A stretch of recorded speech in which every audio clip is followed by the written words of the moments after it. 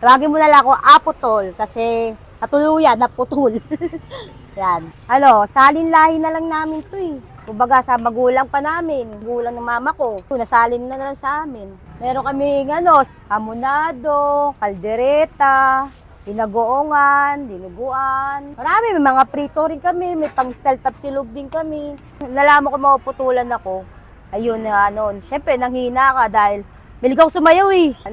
Malalaman ko maputulan ako kasi talagang umiyak ako.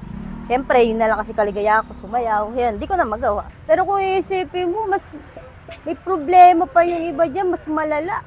Mas marami pang pagsubok na dumarating, pero malaban, halos hindi makakain yung iba. Pero hindi sumusuko.